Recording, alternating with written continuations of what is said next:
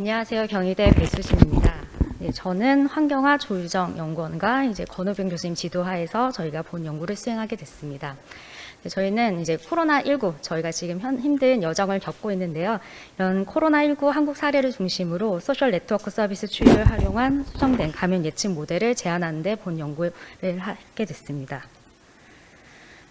현재 코로나19와 같은 팬데믹에서 시의적절한 방역 대책은 매우 중요한 부분인데요. 적절한 방역은 신속 정확한 확진자 예측에서 기반한다고 할 수 있습니다. 기존에도 감염 예측 모형은 SI, SIR, SEIR 등 다양한 감염 예측 모형들이 제한되어 사용되고 있는데요.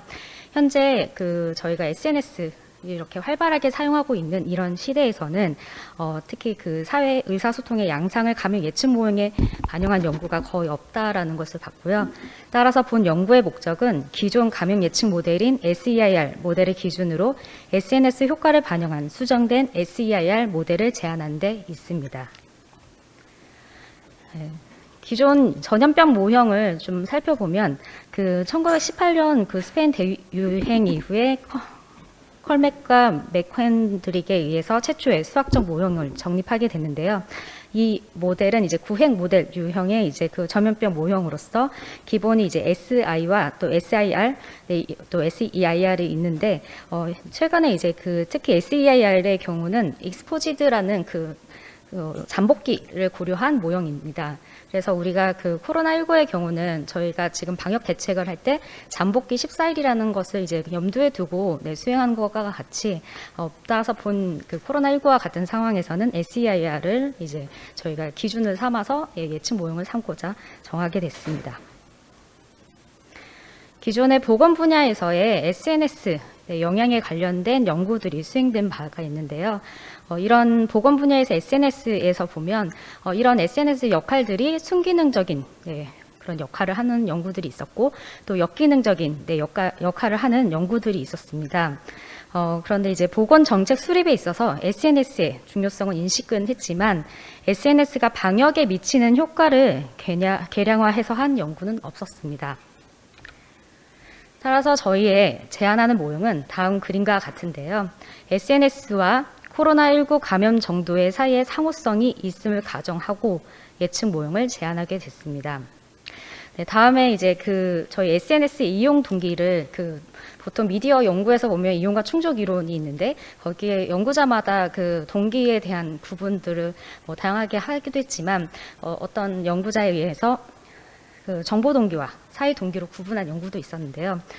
저희가 코로나19 상황에서는 크게는 이제 사회 동기와 정보 동기 두 가지로 구분을 하고 앞서 설명드렸던 보건 분야에서의 SNS의 효과에 있어서 순기능과 역기능 이런 부분들을 저희가 활용을 해서 저희가 연구 모형을 제안하게 됐는데요. 특히 정보 동기의 순기능은 감염자의 수를 경감을 시킬 것이고 그리고 정보 동기의 역기능은 오히려 확진자 수에 대해서 증가를 시킬 것으로 보고 제안하게 됐습니다. 또한 감염자 수의 추이가 반대로 사회 동기적인 활동에 대해서 증가를 시킬 것으로 작용할 것을 보게 됐습니다. 앞서 설명드렸던 저희가 SEIR 모델을 가지고 기준으로 한다라고 했었을 때 다음과 같은 요소들이 있는데요. 저희는 이 수행하는 부분을 이제 R 코드로 수행하게 됐고요. 특히 아래 하단에 있는 4가지, 예를 들면 접촉자 수라든지 감염률, 그리고 잠복 기간, 완치 기간 이런 4가지의 초기 값에 따라서 사실은 예측하는 기간에 대한 거 그리고 그래프의 크기 이런 부분들의 차이가 나타나는데요. 그래서 저희는 이 연구 SEIR을 가지고 기존의 한국 사례 상황의 확진자 수의 어떤 추이와 가장 유사한 최적화되어 있는 초기 값을 찾는 것부터 수행을 하게 됐습니다. 그래서 저 방법을 수행함에 있어서는 몬테카를로 방법론으로 저희 할 수 있는 경우의 수를 가지고 저희가 수행을 하게 됐고요. 그래프는 다음에 보여드리도록 하겠습니다. 또한 간접 전파 감염 경로 또는 비의학적 개입 방법으로서 SNS를 좀 살펴보게 됐는데요. 앞서 설명드렸던 동기에 대한 정보 동기, 사회 동기, 그리고 숨기는 역기능마다 어떻게 보면 각 역할을 하는 효과들을 있다라고 보고, 또한 선행 연구를 기반으로 해서 저희는 이 기준을 삼게 됐고요. 그러니까 이런 부분들을 기반으로 해서 저희는 그 분류하는 작업들을 수행하게 됐습니다. 다음과 같이 저희가 SNS가 이제 그 코로나19 감염과 관련된 다음과 같은 효과가 있을 것이라고 가정을 하고 수행을 하게 됐습니다. 조금 더 구체적으로 살펴보면 저희의 그 앞서 설명드렸던 그 정보 동기의 순기능과 역기능이 결국은 그 저희 확진자 수에 영향을 미치는데, 특히 그 SNS의 데이터가 어떠한 그 효과적인 부분이 어떠한 분포를 이룰 것이다 라는 가정하에서 했기 때문에 저희는 이렇게 다음과 같이 그 분포에 대해서 이제 하게 됐는데요. 특히 저희가 포화정 분포와 정규 분포를 가지고 저희가 그 수행을 하면서 아래에 있는 그 파라미터에 대한 부분이 어떻게 보면 또한 그 파라미터에 대한 것을 찾아내는, 어떻게 보면 저희의 최적화되는 값을 찾아내기 위해서 저 역시도 몬테카를로 방법론을 가지고 수행하게 됐고요.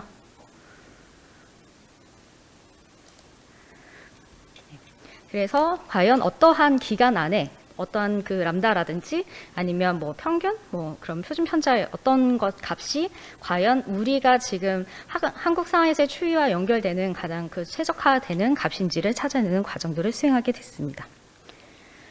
앞서 설명드렸던 이 모델에 대한 수행은 알코드로 수행을 하게 됐고요.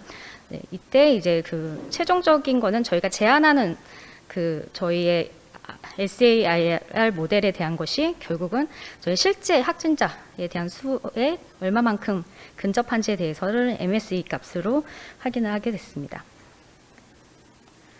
본 연구를 수행하는 거에 있어서 먼저 자료 수집을 했는데요. 코로나19와 관련된 통계는 질병관리본부에서 브리핑 자료로 발표한 보도자료에 근거를 했습니다.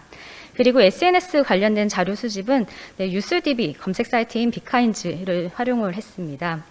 SNS 데이터를 뉴스기사 검색을 통해서 한 이유는 언론에서 다루는 어떻게 보면 SNS 활동 내용이 SNS 전체 빈도만을 반영한 것보다 정제된 정보이기 때문에 저희는 이렇게 언론사에서 언급된 SNS의 내용을 가지고 했는데요.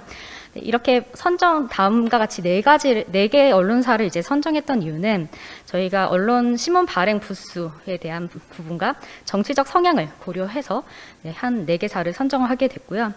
저렇게 검색을 할 때 코로나19 유튜브, 코로나19 예를 들면 페이스북 약간 이런 식으로 검색해서 나온 자료들을 전체 수집을 하게 됐습니다.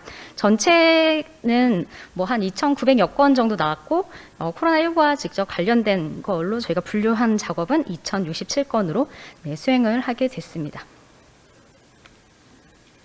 따라서 그 수집된 그 데이터를 가지고 먼저 내용 분석, 3인의 연구자들이 내용 분석을 먼저 시행을 하게 됐고요. 앞서 설명드렸던 그 분류에 의해서, 그리고 그 기사에서 등장했던 그 또 SNS 그 활동 내용들에 대한 부분들을 변인들을 각각 또 세부 변인들로 저희가 체크를 하고 그거에 대해서 저희가 그 그러니까 빈도들을 데이터로 활용을 해서 저희 모델에 반영하게 됐습니다. 앞서 설명드렸던 그 SAR 모델에 의해서 한국 상황에 맞는 결과, 최적적으로 나왔던 결과에 대해서는 다음 그림과 같이 나왔었고요. 그래서 이 결과에 대해서 인페시어스에서 확진자 수에 대한 기준이, 예측한 확진자 수에 대한 기준이 또한 저희의 그 SNS 데이터에 제한하는 데이터와 결합하는 것으로 활용되게 됐습니다. 다음과 같이 앞서 설명드렸던 제안드렸던 모델 4가지에 대해서 각각 수행한 결과들인데요. 처음에 저희가 실제 그 SAR을 가지고 저희가 확진자 수, 실제 확진자 수와 MSE는 670, 어떻게 되죠? 20. 67만 9천, 네, 563, 네, 어떤 차이가 있었는데요. 저희가 지금 제안하는 것으로는 지금 포화성 분포와 포화성 분포로 제안 드린 35만 9천, 67, 10, 네, 이걸로 제일 가장 모델 4가 가장 적은 것으로 확인됐고, 이거는 그 약 48% 정도 낮은 수치가 기존의 그 SEIR만 가지고 했을 때보다는 낮은 수치로 보였고, 성능을 보면 약 2배 정도의 성능을 보였다라고 할 수 있습니다. 예, 저희가 여기 그래프로 다시 한번 표현을 해봤는데요. 그 회색으로 보이는 게 SEIR에 있는 그 예측한 그래프고요. 그 다음에 파란색으로 된 부분이 실제 확진자 수에 대한 추이, 그리고 주황색으로 된 부분이 SNS, 저희 데이터를 반영한 제한된 그 수정된 그 SEIR에 대한 그래프의 추이입니다. 또한 그 저희가 사회 동기는 SNS 발생이 이제 과거 확진자 수에 영향을 받을 것으로 다 가정하고 다중 회귀 분석을 시행하게 됐고요. 네, 다음과 같은 이제 결과를 도출하게 됐는데요. 감염자 수는 그날의 순기능적 사회 동기와 3일 후에 어떤 순기능적 사회 동기의 증가에 유의한 영향을 주는 것으로 확인했고, 이는 감염자가 많이 발생할수록 의견 제시라든지 캠페인, 공감, 격려 등 위해서 이제 집회 동료 등 순기능적 사회 동기가 발현되고, 이제 발현되는 기간은 일부는 즉각적으로, 일부는 며칠을 경과해서 발생하는 것들을 좀 확인할 수 있었다라고 할 수 있습니다. 네. 결론적으로 논의를 해보자면, 첫 번째는 이제 기존 SER 모델보다 확진자 추이를 더욱 좀 정확하게 예측한 수정된 SER 모델을 제시했다라는 점이 있고요. 네, 여기서는 이제 정보 동기의 SNS는 이제 확진자 추이의 선행 효과로, 사회 동기는 확진자 추이의 그러니까 후행 효과가 있다라는 것을 관철할 수 있었습니다. 그리고 두 번째로는 언택트 상황에서 SNS가 간접 감염 전파 억제 역할을 하는 것을 증명할 수 있었는데요. 현재 먼저 확진자, 그러니까 바이러스에 대한 정보, 확진 상황, 대응 방법 숙지를 먼저 하고, 이는 확진자 수에 영향을 주고, 확진자의 수의 변동은 타인에 대한 감정적 공감이나 책임 소재 전가를 위한 희생양 찾기식 비판 등 사회 동기에 다시 영향을 주는 일련의 체인을 가지고 있다는 것을 확인하게 됐습니다. 세 번째로는 SNS와 코로나19 팬데믹의 상호작용은 사회학습 이론으로도 설명될 수 있다고 봤는데요. 그 반두라가 제안했던 사회학습 이론은 사람의 행동은 타인의 행동을 관찰한 결과로 이루어진다라고 보는데, 네트워크로 연결된 언택트 사회에서는 SNS를 기반으로 새로운 것을 알게 되면서 배우는 것과 알던 내용을 전문가들이나 인터뷰나 강의 동영상 등 글들을 통해서 쉽게 학습할 수 있었다라고 설명할 수 있습니다. 네 번째로는 팬데믹 하에서 그 SNS 이용 동기 특성을 좀 확인할 수 있었는데요. 기존 SNS 이용 동기는 챔피언십, 도피 등등의 다양한 동기들이 있었지만, 팬데믹 상황에서는 이러한 경향보다는 좀 더 그 집단의 행동의 변화를 적극적으로 변화하기 위한 이용 동기로 나타나는 것으로 좀 차이를 설명할 수 있었습니다. 네, 다섯 번째로는 본 모형에서 그 31번째 확진자로 인해서 대규모 감염이 일어난 2월 18일 이전까지는 사실상 그 SNS의 이용이 크게 두드러지지 않은 현상이 있었는데요. 네, 이런 것은 코로나19가 이제 팬데믹 상으로 갈 것이라고 예상이 일어나자 그 후 불안감을 부추기려는 허위 정보가 넘쳐나는 인포데믹, 정보 감염 현상을 비롯한 역기능 등도 이제 뒤따라 일어나면서 이런 코로나19 대응을 어렵게 만들었는데요. 네, 어떻게 보면 이런 그 위기의식, 그러니까 사회동기의 어떤 순기능과 역기능은 각각의 위험 상황에서의 보호와 또 위험 확산을 유발하는 원인으로 해석이 가능하다라고 할 수 있습니다. 끝으로 팬데믹 상황에서 SNS 활용 대책이 방역 대책에 포함되어야 한다라는 것을 또 암시할 수 있다라고 하겠습니다.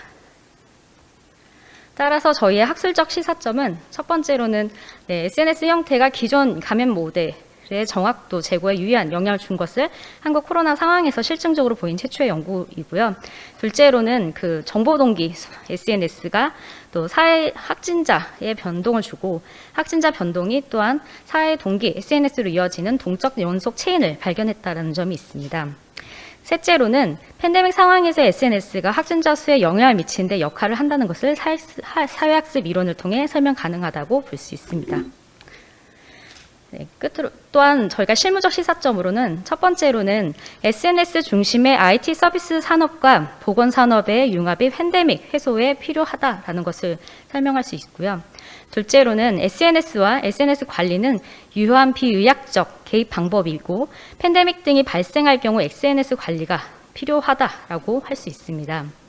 네, 세 번째로는 팬데믹 상황에서 SNS는 개인뿐만 아니라 정부 차원으로도 국민과 소통하는 도구로 활용되고 있는데 국민의 심리적인 요소와 일상생활을 영위할 수 있는 구체적인 방법의 변화를 일으키는 순기능적 활용이 확진자를 줄이고 팬데믹을 극복하는 도구로 활용될 수 있음을 제안합니다. 네. 네, 감사합니다.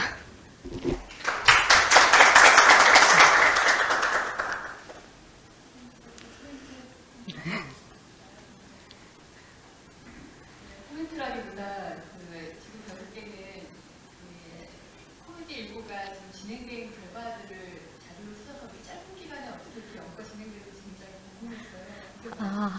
네. 감사합니다. 코멘트라기보다 조금 궁금한 부분이 이제 얼마나 이제 예측이 잘 됐는지를 기존에 실제로 나온 데이터랑 비교했는데 향후의 문제를 정말 예측을 해야 되는 거잖아요. 그래서 연구가 이제 여기서 끝나는 게 아니라 예측 모델을 제안을 하시고 한 2, 3개월 후에 실제 데이터가 나온 것들과 비교하는 이런 과정이 좀 필요할 것 같아서 네, 맞습니다. 결과가 어떻게 나오는지 굉장히 궁금했습니다. 네, 감사합니다.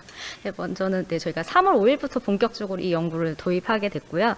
거의 저희 3명 연구원들이 같이 진행하면서 사실 개인적으로는 저희가 일주일에 그 두세 번은 사실 새벽까지도 계속 공동 작업을 하면서 이제 추진을 했던 여정들이 있었는데요.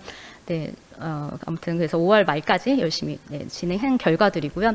아까 설명 주셨던 것처럼 검증하는 것은 또 저희가 향후 연구로 진행할 예정입니다. 네, 감사합니다.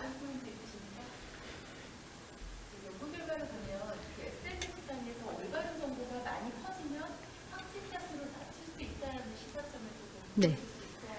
네. 이게 사회에 전달하는 메시지가 너무 강력한 연구라는 거거든요. 네. 너무 검증되지 않은 정보, 부정적인 정보는 오히려 감염 기술이 있기 때문에 네. 언론에서 제대로 된 정보를 주는 것이 중요하다는 게 네. 이 부분의 포인트가 아니었을까 좋은 코멘트를 드리고 합니다. 네, 감사합니다. 수고하셨습니다. 감사합니다.